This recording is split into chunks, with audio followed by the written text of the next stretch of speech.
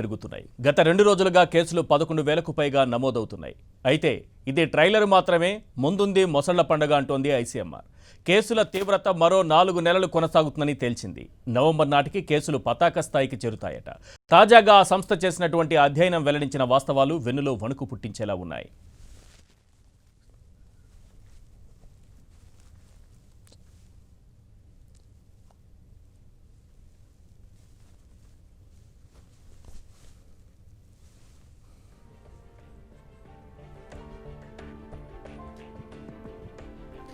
November నెల నాటికి భారత్లో కేసులు లక్షలు పెరుగుతాయని, అసలు బీభత్సమంతా నవంబర్లోనే చోటు చేసుకుంటుందని, అప్పుడే అసలు పేషెంట్కి బెడ్స్ కూడా దొరకనంత దారుణంగా పరిస్థితులు దిగజారవచ్చంటూ అంచనా వేసింది ఐసీఎంఆర్.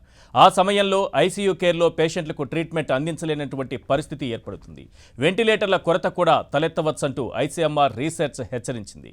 లాక్డౌన్ వల్లనే కరోనా పీక్ స్టేజ్ వాయిదా పడిందని, అందువల్లనే అవసరమైన వైద్య సదుపాయాలు సమకూర్చుకున్నామని మాత్రం ఐసీఎంఆర్ చెప్పుకొచ్చింది.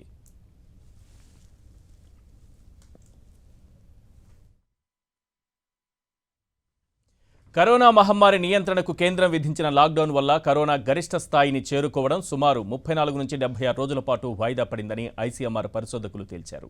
అలానే వైరస్ సోకే రేటు కూడా 69 నుంచి 97% తగ్గిపోయిందంటే అది కేంద్రం విధించిన లాక్డౌన్తోనే అంటూ ఐసీఎంఆర్ రీసెర్చ్ స్పష్టం చేసింది.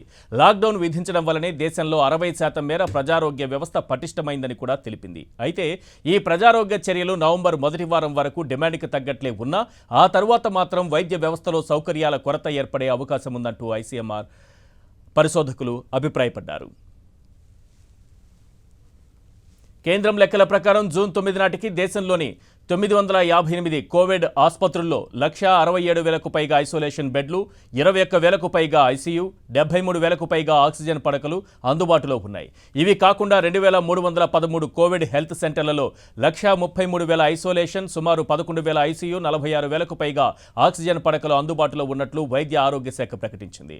అదనంగా కోవిడ్ కేర్ సెంటర్లలో 7 లక్షలకు పైగా పడకలు సిద్ధంగా ఉన్నట్లు తెలిపింది. అసలు నవంబర్ నాటికి భారతదేశంలో ఎలాంటి పరిస్థితిని మనం చూడబోతున్నాం? మనతో మాట్లాడడానికి ప్రభాకర్ రెడ్డి గారు, రిటైర్డ్ ఐఏఎస్ స్టూడియోలో ఉన్నారు. అలాగే డాక్టర్ ముఖర్జీ గారు మనకు లైవ్లో అందుబాటులో ఉన్నారు. ముఖర్జీ గారు, ప్రస్తుతం ప్రపంచంలో కోవిడ్ కేసుల్లో 4వ స్థానంలో మనమున్నాం. భారత్లో కేసుల సంఖ్య పీక్ స్టేజ్కి ఎప్పుడు చేరుతుంది అని అంటే ఐసీఎంఆర్కి చెందినటువంటి ఆపరేషన్ రీసెర్చ్ గ్రూప్ అంచనా ప్రకారం నవంబర్ అంటున్నారు. సో దాని తర్వాత డౌన్ఫాల్ ఎలా ఉంటుంది ఏంటి అనే విషయాన్ని పక్కన పెడితే నవంబర్ నాటికి దేశంలో మనం ఎలాంటి పరిస్థితిని చూడబోతున్నాం? అంటే ఇంకా ఐసీఎంఆర్ స్టడీకి వస్తే వాళ్ళు ఏం చెప్తున్నారంటే లాక్డౌన్ వల్ల సుమారుగా ఒక 2 నుంచి 3 నెలల పాటు పోస్ట్పోన్ అయింది మనకి పీక్ అనేది ఫ్యాక్ట్. ఏంటంటే పీక్ అనేది పోస్ట్పోన్ అయింది, అది మాత్రం ఫ్యాక్టే, దాంట్లో ఎటువంటి డౌట్ లేదు. అది క్లియర్గా తెలుస్తుంది, అందరికీ, మనకు కూడా తెలుస్తుంది, కనపడుతూనే ఉంది. ఎందుకు తెలుస్తోంది? లాక్డౌన్ ఉన్నంతకాలం ఒక మాదిరిగా ఉన్న కేసులు లాక్డౌన్ అయితే ఎప్పుడైతే సడలించడం జరిగిందో అప్పుడు ఒక్కసారిగా పెరగడం జరిగినాయి. అయితే ఇక ఈ స్టడీ ఇన్ క్వశ్చన్ ఏముందంటే వాళ్ళు ఒక మ్యాథమెటికల్ మోడలింగ్ చేశారు. శంకర్ ప్రింజా అనే డాక్టర్ గారు ఉంటారు పీజీఐలో, అంటే చండీగఢ్లో. ఆయన ఈ స్టడీ ఒకటి తయారు చేసి పబ్లిష్ చేయడం జరిగింది. ఈ స్టడీ ఏం చేశారంటే SEIR అనే మోడలింగ్ చేశారు. అంటే ఒక స్టాటిస్టికల్ మోడలింగ్ ఇది చేసి లాక్డౌన్ ఉంటే ఎంతవరకు వస్తుంది, లాక్డౌన్ లేకుండా కేవలం ఎయిర్ ట్రాఫిక్ రెస్ట్రిక్షన్ ఉంటే మాత్రం ఎంత దూరం పోతుంది అనే విషయాలు 2 వాళ్ళు మ్యాథమెటికల్ మోడలింగ్ చేశారు. అయితే దీంట్లో వాళ్ళు చెప్పింది ఏంటంటే ఆల్మోస్ట్ మనం 80% వరకు కేసెస్ తగ్గించుకోగలిగాము. అదేవిధంగా జీడిపిలో 4.5% దీనికి ఖర్చు అవుతుంది మనకి ఈ COVID-19 ట్రీట్ చేయడానికి. ఇంకా ఇంటర్వెన్షన్స్ బాగా చేస్తే కనుక 6.9 వరకు పోవచ్చు జీడిపిలో ఈ ఖర్చు అనేది వాళ్ళు చెప్పింది. అయితే ఐసీఎంఆర్ ఒక గంట క్రితం ట్విట్టర్లో ఒక మెసేజ్ ఇచ్చింది, మాకు ఈ స్టడీకి అంత క్లియర్ సంబంధం లేదు, ఇది non peer reviewed model, mathematical model, ఇది మేము చెప్పిన మోడల్ కాదు అని. అయితే వాళ్ళు స్టడీ పబ్లిష్ చేసిన దాంట్లో కూడా ఈ study is funded by ICMR అని పెట్టారు. కాబట్టి ఇంకా క్లారిటీ ఐసీఎంఆర్ దగ్గర నుంచి క్లియర్గా క్లారిటీ ఇవ్వాల్సింది. వాళ్ళు ట్విట్టర్ స్టేట్మెంట్ అయితే ఇచ్చారు, ఇది మాకు సంబంధం లేదు, మమ్మల్ని మిస్రిప్రజెంట్ చేయడం జరిగింది అనేది ట్విట్టర్ స్టేట్మెంట్ ఒక 1 అవర్ ముందు ఇచ్చారు. ఫ్యాక్ట్స్ చూసుకుంటే క్లియర్గా ఉన్నాయి. ఫ్యాక్ట్స్ ఏంటి, మనం లాక్డౌన్ వల్ల కేసెస్ పోస్ట్ పోన్ అవ్వడం అయితే జరిగింది, కానీ కేసెస్ నెంబర్ అయితే తగ్గింది లేదు. ఎప్పుడైతే లాక్డౌన్ మనం తీసేస్తున్నామో కేసెస్ బాగా పెరుగుతున్నాయి. పీక్ స్టేజ్ కి అయితే చూడాల్సినటువంటి పరిస్థితి ఉంటుంది. నవంబర్ ఎవరు ప్రిడిక్ట్ చేయలేము ఈశ్వర్ గారు, ఎవ్వరు ప్రిడిక్ట్ చేయలేం. ఇది పీక్ లో మనం ఇప్పుడు ఒక హిల్ చూసుకుంటున్నాం అనుకోండి, పీక్ అనుకున్నాం అనుకోండి, మనం పీక్ దగ్గరలో ఉన్నామా పీక్ బిగినింగ్ లో ఉన్నామా అనేది ఎవరు చెప్పలేరు. కాకపోతే అందరూ అనుకునేది ఏంటంటే, డాక్టర్స్ గా మేము మా సర్కిల్స్ లో అనుకుంటుంది ఏంటంటే, మనం బిగినింగ్ ఆఫ్ ది పీక్ లోనే ఉన్నాము, ఇంకా చాలా దూరం వెళ్లాల్సిన అవసరం ఉంది. యూజువల్ గా పీక్ బిగినింగ్ దగ్గర నుంచి పీక్ తగ్గే వరకు 2 నుంచి 3 నెలలు పడుతుంది తప్పకుండా. అది అన్ని దేశాల్లోనూ మనం చూస్తున్నాం ఈ 2 to 3 months అనేది. ఇప్పుడు మనం June 1 నుంచి మనం లాక్డౌన్ రిలాక్సేషన్ చేయడం జరిగింది కాబట్టి జూన్, జూలై, ఆగస్ట్ అనేవి గట్టిగా ఎఫెక్ట్ చేస్తాయి. పీక్ ఆ టైంకి వెళ్ళొచ్చు, ఆ తర్వాత నుంచి నెమ్మదిగా తగ్గుతూ రావచ్చు అనేది డాక్టర్ సర్కిల్లో అనుకుంటుంది. అయితే నవంబర్కి పీక్ వెళుతుంది అనేది ఇప్పుడు మనం కూడా కొత్తగానే చూస్తున్నాం. ఇది ఈ ఐసీఎంఆర్కి అట్రిబ్యూట్ చేస్తున్న స్టడీ ఏదైతే ఉందో, ఐసీఎంఆర్ ఖచ్చితంగా మా బాధ్యత లేదు ఈ స్టడీ వెనకాల అనేది చెప్పడం జరిగింది. నేను ఇంకొక విషయం ఏం చెప్పదలుచుకున్నానంటే, ఇప్పటి నుంచి మన పీక్ ఏ రకంగా వస్తుంది అనేది పీపుల్ మీద ఆధారపడి ఉంటుంది, ప్రజల మీద ఆధారపడి ఉంటుంది. ప్రజలు ఎంత జాగ్రత్తలు తీసుకుంటున్నారు, ఎంత దూరంగా వైరస్ కుంటున్నారు అనే దాని మీదే ఆధారపడి ఉంటుంది. ప్రభుత్వం కేవలం పీక్ ని కొంచెం డిలే చేసి వదిలేసింది, అక్కడి నుంచి తగ్గించుకోవాల్సిన పూచి ప్రజల మీదే ఉంది. యాక్చువల్గా ఇది మనం భారతదేశానికి మాత్రమే పరిమితం కాలేదు. దాదాపు 200 పైన దేశాలలో ఈ కరోనా వైరస్ ఎఫెక్ట్ కనిపిస్తుంది. మిగతా దేశాల్లో చూస్తే మనకు ఉదాహరణకి ఇటలీ, లేకపోతే ఇంగ్లాండ్ కానీ, స్పెయిన్ కానీ, అమెరికా కానీ, ఇవన్నీ చోట్ల ఏం జరిగిందంటే, వాళ్ళు లాక్డౌన్ చేశారు, వాళ్ళకి నంబర్లు పెరిగినాయి. వాళ్ళు ఇప్పుడు లాక్డౌన్ ఓపెన్ చేశారు. ఓపెన్ చేసిన తర్వాత నంబర్లు బహుశా కొంచెం లాక్డౌన్ కన్నా కొంచెం పెరుగుతాయి అన్నమాట. కానీ ఈ మ్యాథమెటికల్ మోడల్స్ చూసారా, మీకు గుర్తుందో లేదో, జాన్ హాప్కిన్స్ ఇన్స్టిట్యూట్ వాళ్ళు మార్చిలో ఒక మోడల్ చూపించారు. అట్లాగే బోస్టన్ గ్లోబల్ ఇన్స్టిట్యూట్ వాళ్ళు ఒక మోడల్ చూపించారు. ఈ స్టాటిస్టికల్ మోడలా మరి సిమ్యులేటెడ్ మోడలా ఏమంటారో నాకు తెలియదు, కానీ ఇవి they have some assumptions and presumptions అనమాట. ఇవి ఆన్ గ్రౌండ్లో జరగవచ్చు, జరగకపోవచ్చు. కానీ వాళ్ళు ఆ థీసిస్ రాసేటప్పుడు వాళ్ళ డెజర్టేషన్కి వాళ్ళు ఇవి చేసాం కాబట్టి ఈ పాసిబిలిటీస్ ఉన్నాయి, ఈ ప్రాబబిలిటీస్ ఉన్నాయని చెప్పి దే ఆర్ ప్రొజెక్టింగ్. ఇప్పుడే చూశారు కదా, ఇప్పుడు మొన్న WHO వాళ్ళు ఆల్మోస్ట్ వీక్లీ ఒకటి మారుస్తున్నారు వాళ్ళ అప్రోచ్. ముందేమో ఈ క్లోరోక్విన్ వాడొద్దన్నారు, తర్వాత రామ్డెసివిర్ వాడొద్దన్నారు, మళ్ళీ వాడండి అంటున్నారు. ఇలాగా ఒక్కొక్కరు ఒక సైంటిస్ట్ కానీ ఒక ఎక్స్పర్ట్ కానీ ప్రొజెక్ట్ చేసినప్పుడల్లా దాన్ని అడాప్ట్ చేసుకుంటూ ఒక విధమైన స్కేర్ క్రియేట్ అయ్యేటట్టు తయారవుతుంది అనమాట. ఇప్పుడు ఈ జాన్ హాప్కిన్స్ వాళ్ళు, తర్వాత ఈ మన బోస్టన్ గ్లోబల్ ఇన్స్టిట్యూట్ వాళ్ళు కూడా మే కల్లా ఇండియాలో కొన్ని లక్షల మందికి వచ్చేస్తుంది అని చెప్పి మనకు మోడల్ చూపించారు. కానీ మన లక్కీగా మన లాక్డౌన్ వల్ల ఆ సిచ్యువేషన్ రాలేదు. నెంబర్ 1. నెంబర్ 2, ఈ లాక్డౌన్ తర్వాత కూడా మీరు ఇది అబ్నార్మల్గా పెరగడం లేదు. అప్పుడు 150 ఉండేటివి ఇప్పుడు 200 దగ్గరకు వచ్చాయి అన్నమాట. అంటే ఇవి ప్రపోర్షనేట్గా పెరుగుతున్నాయి. అంటే ఒకసారి మీరు ఓపెన్ చేసినప్పుడు సమాజంలో జాగ్రత్తలు తీసుకోండి, ఇలాంటివి అంటే మాస్క్ వాడండి, శుభ్రంగా ఉండండి, భౌతిక దూరం పాటించండి అని చేసినప్పుడు కొంతమంది చేయరు. దానివల్ల కూడా స్ప్రెడ్ అయ్యే అవకాశం ఉంది. నాకు ఈ గత వారం నుంచి మీరు ఒక నోటీస్ చేయండి, చాలామందికి వీవీఐపీలు చెప్తున్నారు ఆ ఎమ్మెల్యేకి వచ్చింది, ఈ వీఐపీకి వచ్చిందని. ఇది ఎక్కడొస్తుందంటే, వీళ్ళతో పనిచేసే వాళ్ళకి అసిమ్టమాటిక్ అఫెక్టెడ్గా ఉండే వాళ్ళు ఉన్నారు వీళ్ళ పక్కన. వాళ్ళ డ్రైవర్ అయితేనేమి, వాళ్ళ అటెండర్ అయితేనేమి, వాళ్ళ అసిస్టెంట్లు అయితేనేమి, వాళ్ళ ఇంట్లో కానీ వాళ్ళకి ఏ విధమైనటువంటి సిమ్టమ్స్ లేకుండా అఫెక్ట్ అయి ఉంటారు. వాళ్ళ ద్వారా వీళ్ళకి వస్తుంది. అంటే వీళ్ళు కొంచెం ఏజ్డ్ గ్రూప్ ఉన్నప్పుడు మనకు అందరికీ ముందు నుంచి చెప్తున్నారనమాట, బియాండ్ సమ్ ఏజ్లో మీకు ఏమన్నా మీరు ఎక్కువగా మెడికేషన్ తీసుకుంటూ ఉంటే, అంటే డయాబెటిక్ అయితేనేమి, హైపర్ టెన్షన్ అయితేనేమి, ఇతర జబ్బులు ఏదైనా ఉండి మీరు మెడికేషన్ తీసుకుంటుంటే మీ ఇమ్యూనిటీ తగ్గుతుంది. కాబట్టి మీ పక్కన అతను యంగ్గా ఉండి, లేకపోతే మీతో పనిచేసే అతని ఇమ్యూనిటీ బాగుండి, అతనికి ఏమీ లేనప్పుడు అతనికి అసిమ్టమాటిక్గా ఉంటాడు. అతని నుంచి అతను లేదులే అనుకుంటే మనకు వస్తుంది. ఎస్. సో ఇలాంటి స్ప్రెడ్ అయ్యేదానికి ఇప్పుడు ఎక్కువ అవకాశాలు ఉన్నాయన్నమాట. ఇప్పుడు ఉదాహరణకి ఒక ఇంట్లో 19 మందికి వచ్చిందని ఒక ఇంట్లో వచ్చిందని అంటే కావాల్సింది నాకు అర్థమైంది ఏంటంటే ఈ కరోనా వైరస్ ఇన్ఫెక్ట్ అయిన ప్రతి ఒక్కరూ హాస్పిటల్కి రాకుండా ఉండడానికి ప్రయత్నం చేయాలి. అంటే క్రిటికల్ అయితే తప్పితే doctor care under the supervision of the medical practitioner care అవసరము. ఆ సిచ్యువేషన్ క్రిటికల్ డెవలప్ అయింది, ఇంట్లో ఉండకూడదు ఇతను అన్నప్పుడు పోతే తప్పితే ఇలా ప్రతి ఒక్కరూ అఫెక్ట్ అయిన వాళ్ళందరూ హాస్పిటల్ చేరతా పోతే మనకి ఎన్ని బెడ్లు సరిపోవు. ఎందుకు సరిపోవు అంటే ఆర్డినరీ హాస్పిటల్లో ఇది చేరడం లేదు. వీళ్ళకి ఐసోలేటెడ్ వార్డు కావాలి, ఐసోలేటెడ్ బెడ్ కావాలి. ఒక వార్డులో 100 మంది ఉండేటువంటి వార్డులో వీళ్ళు 50 మందినో 40 మందినో పెట్టగలుగుతున్నారు. ఎందుకంటే they have to maintain the distance between 2 beds. So ఈ విధంగా మన కెపాసిటీ కన్నా ఎక్కువ నంబర్ అయిపోతుంది కాబట్టి మనకి ఒక స్కేర్ క్రియేట్ అవుతుంది. అయ్యో మన బెడ్లు సరిపోతాయా, మన వెంటిలేటర్లు సరిపోతాయా. యాక్చువల్గా వాళ్ళు చెప్పేది ఏంటంటే వెంటిలేటర్లు కూడా ఒక 10%కి అవసరం, 90%కి వెంటిలేటర్స్ అవసరం ఉండదు. సో ఈ విధంగా మనము ప్రొజెక్షన్ చూసి భయపడాల్సి కంగారు పడాల్సి లేదు, కానీ జాగ్రత్తలు మాత్రం మనం తగ్గించకూడదు. రైట్ ముఖర్జీ గారు, ఇప్పుడు మీరు అంటున్నట్టుగా ఇది పీక్ బిగినింగ్లో ఉన్నామా, లేకపోతే జూలైకి వెళ్తుందా, ఆగస్టుకి వెళ్తుందా పీక్లో, లేకపోతే ఏదో రీసెర్చ్ చెప్పినట్టుగా అది నవంబర్కి వెళ్తుందా అనే విషయాన్ని పక్కన పెడితే కరోనా తీవ్రతని మనం ఇంకా చూడలేదు భారత్లోని WHO చేసినటువంటి వ్యాఖ్యలు. భవిష్యత్తులోనైనా మనం ఏదో ఒక పీక్ స్టేజ్కి వెళ్లాల్సినటువంటి పరిస్థితులు. తప్పకుండా ఆ స్టేజ్ని మనం చూడాల్సిందేనా, భారత్ చూడాల్సిందేనా? చూడాల్సిందేనండి.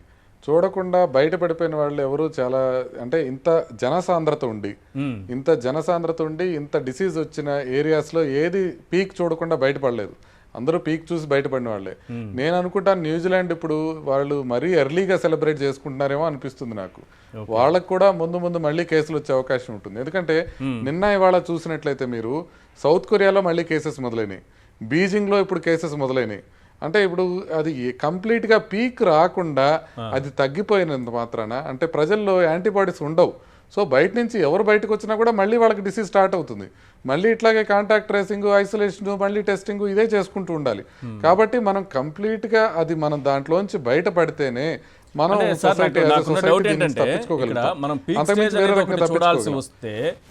చూడాల్సి వస్తే ఎలా ఉంటుంది భారత్లో కేసుల సంఖ్య. కానీ ఇది భయపెట్టడం కోసం కాదు సార్, ప్రజలు జాగ్రత్తగా ఉంటారని. ఆ పీక్ స్టేజ్కి వెళ్తే మన దేశంలో కేసుల సంఖ్య కానీ మరణాల సంఖ్య కానీ ఏ స్థాయికి వెళ్ళిపోతుంది అనుకోవచ్చు? అప్రాక్సిమేట్లీ ఏం చెప్పచ్చు మనం? అంటే ఇప్పటికే చాలా ప్రైవేట్ హాస్పిటల్స్లో కోవిడ్ ఐసోలేషన్ బెడ్స్ ప్రీమియంగా మారిపోయినాయి. అంటే దొరకడంలే, అంటే అందరూ ఫిల్ అయిపోతూ ఉన్నారు నెమ్మదిగా ప్రైవేట్ హాస్పిటల్స్లో. గవర్నమెంట్ హాస్పిటల్లో సిచ్యువేషన్ మనం ఆల్రెడీ చూసాం, ఆల్రెడీ నిండిపోతున్నాయి.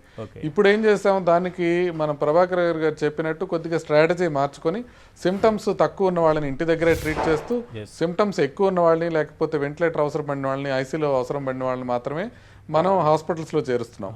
అయితే ఇప్పుడు గాంధీ హాస్పిటల్ లాంటి హాస్పిటల్లో కూడా ఆ రకంగా సిమ్టమ్స్ తక్కువ ఉన్న వాళ్ళందరినీ డిశ్చార్జ్ చేసి మిగతా వాళ్ళని మాత్రమే ఉంచుకోవడం జరుగుతూ ఉంది. అయినా కూడా మనకి బెడ్స్ సమస్య వచ్చే అవకాశం ఉంది. బెడ్ అంటే ఫిజికల్ బెడ్ కాదు, జస్ట్ ఫిజికల్ బెడ్ కాదు, అది వేయటం చాలా ఈజీ. మనం ఇప్పుడు గచ్చిబౌలి స్పోర్ట్స్ కాంప్లెక్స్లో 1500 మందికి బెడ్స్ క్రియేట్ చేయగలిగాం.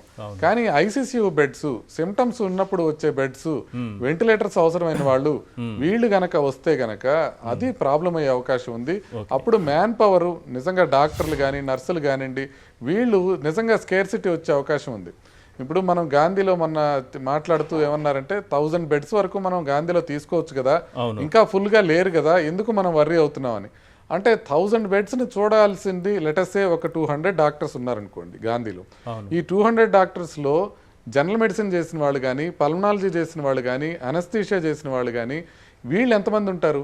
వీళ్ళు ఒక 50 మంది ఉంటారు. మిగతా వాళ్ళు డెర్మటాలజిస్టులు ఉంటారు, ఆర్థోపెడిషియన్స్ ఉంటారు, ఈఎన్టీ సర్జన్స్ ఉంటారు. వీళ్ళందరూ టేక్ కేర్ చేయలేరు కదా కోవిడ్ పేషెంట్స్ని. కోవిడ్ పేషెంట్స్ని టేక్ కేర్ చేయగలిగిన వాళ్ళు లిమిటెడ్ నెంబర్ ఉంటారు. అదేవిధంగా ప్రైవేట్ హాస్పిటల్స్లో కూడా కోవిడ్ పేషెంట్స్ని టేక్ కేర్ చేయగలిగిన వాళ్ళు లిమిటెడ్ నెంబర్లో ఉంటారు. అందుకని మనకి రిసోర్స్ ప్రాబ్లం వస్తుంది. ఇది కేవలం మ్యాన్ పవర్తోనే కాకుండా మెషిన్స్ కూడా, వెంటిలేటర్స్ కూడా అవసరమైనప్పుడు, ఇప్పుడు ఒకసారి వెంటిలేటర్ అవసరం పడింది అనుకోండి, వాళ్ళు నెమ్మదిగా ఒక 10 days కనుక ఒక పేషెంట్ వెంటిలేటర్ మీద ఉన్నాడు అనుకోండి, ఈజీగా అయిపోదు, ఈ ప్రాబ్లం ఎక్కువ టైం ఉంటుంది. కాబట్టి ఒక 10 days వెంటిలేటర్ మీద ఉన్నాడు అనుకోండి, ఈ లోపల ఇంకొక పేషెంట్కి వెంటిలేటర్ అవసరం పడితే ఏం చేయాలి అనేది ప్రాబ్లం. మనం ఇటలీలో ఏ సిచ్యువేషన్కి వెళ్ళారంటే వెంటిలేటర్స్ అన్ని పెట్టుకుంటూ పోయిన తర్వాత ఒకసారి 80 years దాటిన వాళ్ళకి వెంటిలేటర్ పెట్టడం అనవసరం, వీళ్ళకి పెట్టకుండా మిగతా వాళ్ళకి పెడితే గానీ మనకు వెంటిలేటర్లు సరిపోవు అనుకునే పరిస్థితి వచ్చింది. మీరు వెంటిలేటర్స్ 60,000 దిగుమతి చేసుకున్నారనుకోండి యుఎస్ నుంచి, 60,000 వెంటిలేటర్స్ వచ్చినా కూడా వెంటిలేటరీ కేర్ అనేది చాలా ఇంపార్టెంట్. నేను ఇందాక చెప్పినట్టు ఫిజిషియన్స్ కానివ్వండి, పల్మనాలజిస్టులు కానివ్వండి, అందరూ వీటిని వెంటిలేటర్ని మ్యాన్ చేయలేరు, వాటిని చూడలేరు. వెంటిలేటరీ చేయగలిగిన వాళ్ళు క్రిటికల్ కేర్ స్పెషలిస్టులు, ఎమర్జెన్సీ డాక్టర్స్, కొంతమంది మాత్రం వీటిని వెంటిలేటర్ సెట్టింగ్స్ని అడ్జస్ట్ చేసుకోగలిగి వాటిని జాగ్రత్తగా ట్రీట్ చేయగలిగిన వాళ్ళు ఉంటారు. సిస్టర్స్ ఉన్నారనుకోండి, చాలా కొంతమంది మాత్రం వెంటిలేటర్ కేర్ ఇవ్వగలిగిన పరిస్థితిలో ఉంటారు.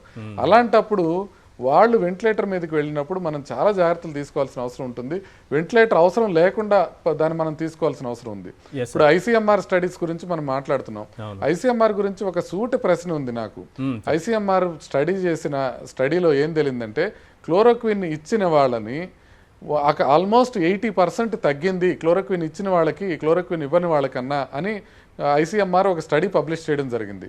అది వాళ్ళు ఏం రిట్రాక్ట్ చేయలేదు, అది ICMR కిందే ఉంది. అంటే డాక్టర్స్కి కానివ్వండి, ఫ్రంట్ లైన్ వర్కర్స్కి కానివ్వండి, క్లోరోక్విన్ ప్రొఫిలాక్సిస్ ఇస్తే వాళ్ళకి కోవిడ్ వచ్చే అవకాశం 80% తగ్గుతుంది అని. క్లోరోక్విన్ అనేది కష్టమైన టాబ్లెట్ కాదు, చాలా చీప్ టాబ్లెట్, బాగా ఎక్కువ మోతాదులో మనం ప్రొడ్యూస్ చేయగలిగిన అవకాశం ఉంది. 80% ప్రొటెక్షన్ రేట్ ఉంటే అది కామన్ ప్రజలందరికీ ప్రికాషన్స్ తీసుకుని ఇవ్వమని ICMR గైడ్ లైన్స్లో ఇప్పటి వరకు ఎందుకు చేర్చలేదు అనేదే నా ప్రశ్న. నిజంగా మీ రీసెర్చ్ మీద మీకు నమ్మకం ఉంటే ఓకే 80% ఇది తగ్గుతుంది అని, ఎందుకని ప్రజలకి చెప్పట్లేదు? ఇది క్లోరోక్విన్ అనేది అంత ప్రమాదకరమైన టాబ్లెటా? కాదు.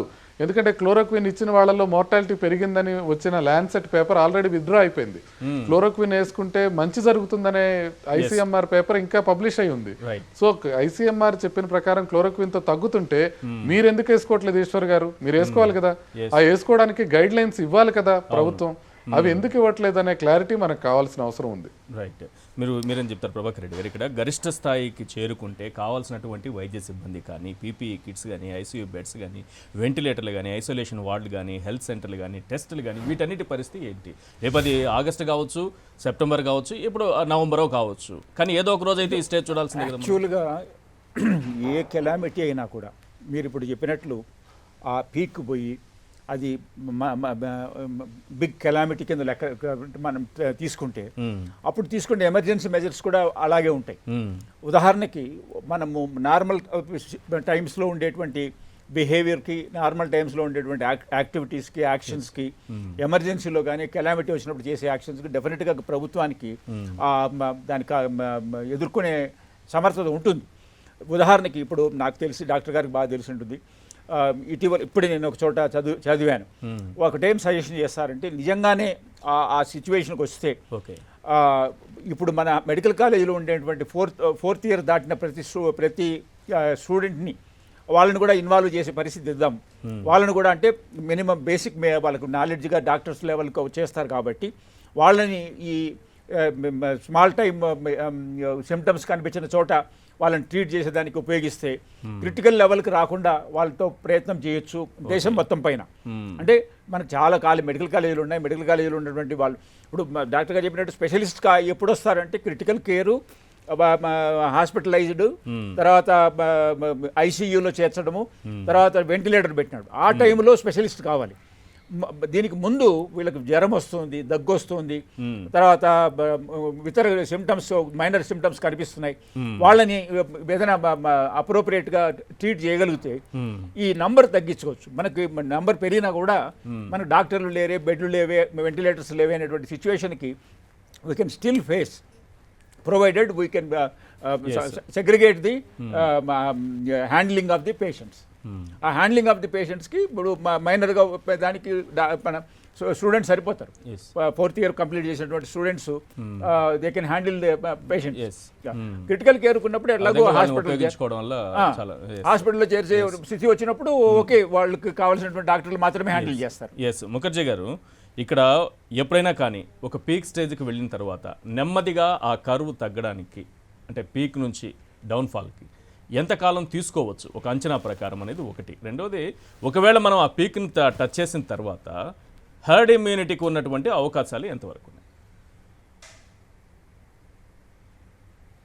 అంటే పీక్ టచ్ చేసిన తర్వాత ఎంత రోజుల్లో తగ్గిపోతుంది అనేది మోరార్లెస్ మనకు బాగానే తెలుస్తుందండి. ఒక 2 months లోపల కొద్దిగా తగ్గటం బిగిన్ అయిపోతాయి. ఆ తర్వాత 2 monthsలో కంప్లీట్గా ఆల్మోస్ట్ భయపడాల్సిన అవసరం లేని స్టేజ్కి మనం వెళ్ళిపోతాం పీక్ వచ్చిన తర్వాత. ప్రాబ్లం అంతా ఎక్కడ వస్తుందంటే పీక్లో ఎప్పుడున్నాం అనేది కేవలం రిట్రోస్పెక్ట్లోనే తెలుస్తుంది.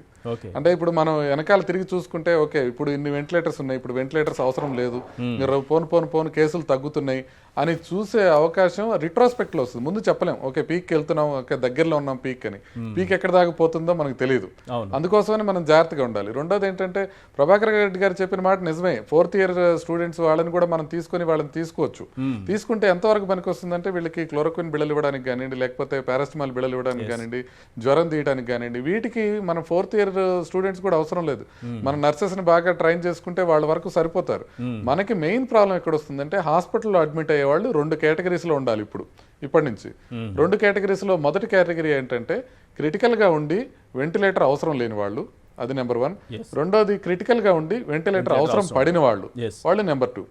ఈ క్రిటికల్గా ఉండి వెంటిలేటర్ అవసరం లేని వాళ్ళని గనక మనం జాగ్రత్తగా చూడగలిగితే వాళ్ళు వెంటిలేటర్కి వెళ్ళే అవకాశం తగ్గి అప్పుడు ఇంకా సీరియస్ అయ్యే అవకాశం తగ్గుతుంది. వీళ్ళని చూడగలిగిన వాళ్ళు 4th year స్టూడెంట్స్ చూడలేరు. వీళ్ళకి స్పెషలిస్ట్లే చూడాలి. క్రిటికల్గా ఉండి వెంటిలేటర్ అవసరం లేని వాళ్ళని చాలా హై డిగ్రీ ఆఫ్ ఎక్స్పర్టైజ్ ఉంటే గానీ మనం చూడలేం. సో అక్కడ మనం షార్ట్ ఫాల్ ఉంది. దాని షార్ట్ ఫాల్ ఫేస్ చేయడానికి కూడా ఒక దారి ఉంది. ఏంటంటే ఇది ఎక్స్ట్రీమ్లీ డిఫికల్ట్ ప్రోటోకాల్స్ కాదు, ఇవి చాలా ఈజీగా నేర్చుకోగలిగిన ప్రోటోకాల్స్. కాబట్టి మనం ఇమ్మీడియట్ గా మనం చేయాల్సింది ఏంటంటే మెడికల్ పర్సనల్ ని ఎవరు విల్లింగ్ గా ఉంటే వాళ్ళని ట్రైనింగ్ ప్రోగ్రామ్ చేయాలి. లక్షణాలు తక్కువగా ఉన్నటువంటి పేషెంట్లు ఇంట్లోనే ఉండి ట్రీట్మెంట్ తీసుకోవచ్చు అనేటటువంటి పేషెంట్ల విషయంలో సార్ చెప్పిన వాళ్ళని ఉపయోగించుకునే 4th year స్టూడెంట్ని ఉపయోగించుకునే అవకాశం ఏమన్నా ఉంటుందా అంటే పర్యవేక్షణ కోసం? అవును, అసలు వాళ్ళ గురించి మనం అసలు ఆలోచించట్లే. అసిమ్టమాటిక్ గా ఉండి లేకపోతే తక్కువ సిమ్టమ్స్ ఉన్న వాళ్ళని వాళ్ళ ఇంటి దగ్గర ఉండటం, వాళ్ళకి చెప్పేస్తాం క్లియర్ గా ఈ ప్రాబ్లమ్స్ ఉంటే మీరు రండి, ఈ లోపల ఈ టాబ్లెట్స్ వేసుకోండి, ఈ లోపల ఇదే. వాళ్ళని అసలు నార్మల్ పీపుల్ కింద కన్సిడర్ చేస్తున్నాం, వాళ్ళని అసలు పట్టించుకోవట్లే. ఇప్పుడు మిగిలింది ఎవరు? క్రిటికల్ గా ఉండి వెంటిలేటర్ అవసరం లేని వాళ్ళు, అంటే ఆక్సిజన్ ఆల్రెడీ తగ్గుతా సిటీ స్కాన్ లో ప్రాబ్లం ఉన్న వాళ్ళు, ఇంకోటి క్రిటికల్ గా ఉండి వెంటిలేటర్ అవసరమైన వాళ్ళు. ఈ 2 గ్రూప్సే ఉన్నాయి. ఇప్పుడు మనం హాస్పిటల్స్ లో అడ్మిట్ చేయాల్సింది ఈ 2 గ్రూప్స్ మాత్రమే. ఈ 2 గ్రూప్స్ ని మనం చాలా జాగ్రత్తగా ట్రీట్ చేయాల్సిన అవసరం ఉంది. ఆ ట్రీట్ చేయడానికి ఇప్పుడున్న మనకి మెడికల్ రిసోర్సెస్ సరిపోవు. మ్యాసివ్ స్కేల్లో మనం సిస్టర్స్ ని డాక్టర్స్ ని ట్రైన్ చేయాల్సిన అవసరం ఉంది. ఆ ట్రైనింగ్ ప్రోగ్రామే మనకి సన్నత. యాక్చువల్లీ లాక్డౌన్ విషయంలో మెడికల్ పీపుల్ ని మనం ట్రైన్ చేయాలి లోపల అని. వ్యాక్సిన్ వచ్చేటటువంటి అవకాశం ఉంది ఈ పీక్ ను మనం చూసే లోపు. వ్యాక్సిన్ వచ్చే అవకాశం అన్ఫార్చునేట్ గా రియలిస్టిక్ టర్మ్స్ లో అయితే లేదు ఈశ్వర్ గారు. ఇంకా వ్యాక్సిన్ రావడానికి నెక్స్ట్ ఒక ఆల్మోస్ట్ 1 year దాకా పట్టే అవకాశం ఉంది మనకి తెలంగాణ ప్రజలకి రావడానికి. వ్యాక్సిన్ రావడానికి ఆల్మోస్ట్ 1 year. ఏది మనం బాగా హోప్ఫుల్గా ఉంటే ఆప్టిమిస్టిక్ వ్యూ 1 year పట్టచ్చు, పెసిమిస్టిక్ వ్యూ అయితే అప్పుడు కూడా రాకపోవచ్చు. కాబట్టి ఇప్పుడల్లా మనం వ్యాక్సిన్ మీద డిపెండ్ అయ్యే అవకాశం లేదు. మనం ప్రిపేర్ అవ్వాల్సింది ఇమీడియట్ గా ప్రభుత్వం సైడ్ నుంచి కూడా ప్రిపేర్ అవ్వాల్సింది ఒకటి మెడికల్ పర్సనల్ ని, నర్సెస్ ని బాగా ట్రైన్ చేసుకోవడం, విపరీతంగా ట్రైన్ చేసుకొని పెట్టుకోవాలి. ఇక మిగతా అన్ని ఈజీ. మీరు బెడ్స్ ప్రొక్యూర్ చేయడం ఈజీ, ఆక్సిజన్ లైన్స్ కావాలంటే పెట్టి చేసుకోవచ్చు, వెంటిలేటర్స్ కావాలంటే కేంద్ర ప్రభుత్వం మిగతా దేశాలతో ఆలోచన చేసి దిగుమతి చేసుకోవచ్చు. మనం చేయలేనిది ఒకటే మెడికల్ పర్సనల్ ని ఈజీగా చేయొచ్చు. ఇది ఈజీగా చేయొచ్చు అంటే వాళ్ళని పెట్టాలి, ట్రైన్ చేయాలి.